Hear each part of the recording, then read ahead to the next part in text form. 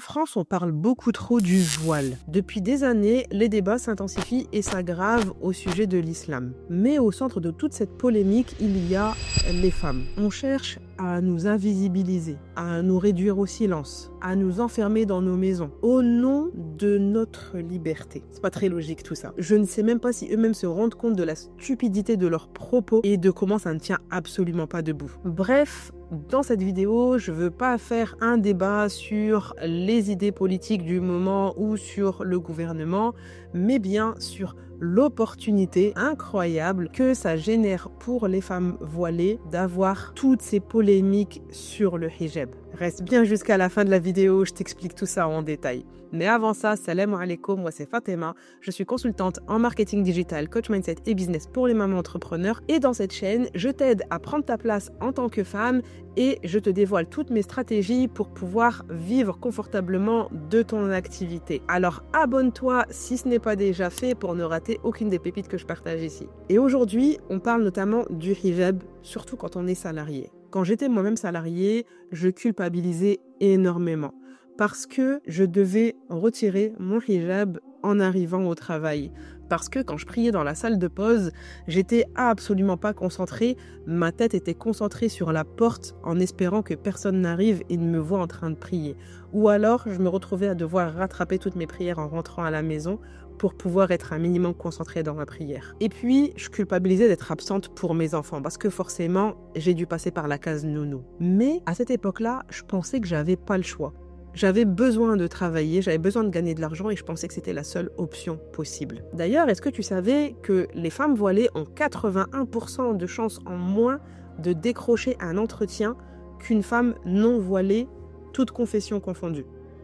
Imagine, ça veut dire qu'une femme voilée doit envoyer 20 CV en espérant avoir un entretien contre les autres femmes qui, en envoyant 5 en moyenne, obtiennent un entretien. Alors forcément, quand t'es blonde aux yeux bleus, t'as plus de facilité. Malheureusement, ça, c'est la réalité que vivent aujourd'hui les femmes voilées qui cherchent un travail. Et encore, on va pas débattre ici sur tout le reste. Mais du coup, ça a poussé beaucoup de femmes à dire « si je ne suis pas acceptée dans leur monde, alors je vais créer le mien ». Et au-delà de nous permettre de garder notre foi au centre de notre vie, ça nous a aussi permis de nous révéler, de dévoiler nos ambitions, de créer nos propres emplois et de chercher à être utile à notre communauté ou aux femmes. C'est ce que j'observe chez la majorité des mamans entrepreneurs que j'accompagne. Qu'elles soient voilées ou pas, elles ont toutes transformé ces injustices en moteur. Et même si eux cherchent encore à créer cette image de la femme voilée, soumise, inculte, inutile, ils ont déclenché l'effet inverse. Aujourd'hui, les femmes voilées montrent qu'elles sont compétentes, intelligentes, ambitieuses.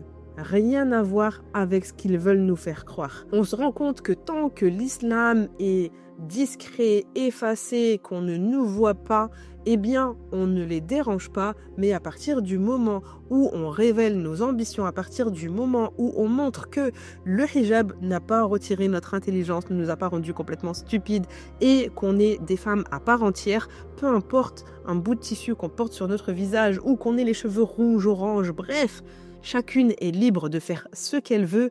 Et ça les dérange profondément parce que ça casse l'image que eux veulent montrer de l'islam. Et finalement, grâce à ça, on est passé de la marginalisation à l'émancipation. Les femmes créent des marques, des agences, font du coaching, créent des boutiques. Bref, tout un écosystème s'est bâti par nécessité et ça s'est transformé, alhamdoulilah, en une force économique qui comble les besoins de notre communauté et qui nous permet justement d'évoluer, de devenir plus forte et de pouvoir, alhamdoulilah, pourquoi pas aller vers une autosuffisance comme beaucoup d'autres communautés le font. Alors oui, aujourd'hui, beaucoup de femmes ont été blessées par le système parce qu'elles ont fait de longues études, qu'elles étaient pleines d'espoir de pouvoir travailler, de voir une évolution aujourd'hui dans la société où tout le monde s'accepte, comme c'est le cas dans beaucoup de pays, sans que ça ne pose aucun problème. Mais malheureusement, ce n'est en tout cas actuellement pas le cas en France. En tout cas, ça ne bouge pas suffisamment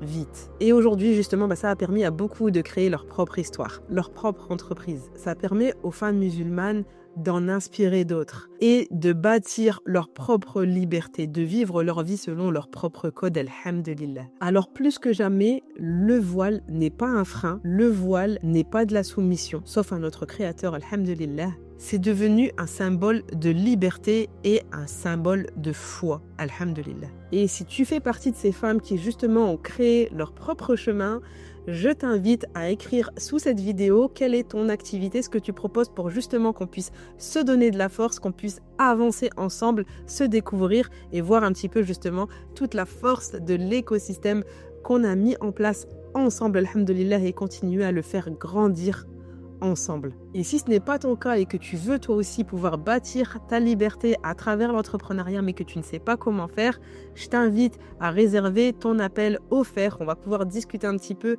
de ton projet, de ce que tu aimerais faire et comment je peux t'accompagner pour le réaliser. Le lien est juste en dessous de cette vidéo. Je t'invite également à liker et à partager en masse cette vidéo autour de toi pour inspirer d'autres mamans musulmanes. Et surtout, abonne-toi à ma chaîne parce qu'ici, on parle mindset pour la femme musulmane, on parle business, on parle stratégie, on parle communication. Et si tu ne veux rater aucune des pépites que je partage ici, je t'invite à t'abonner immédiatement. Et en attendant la prochaine vidéo, moi je te dis à très vite. Fi amanillah, assalamu alaikum.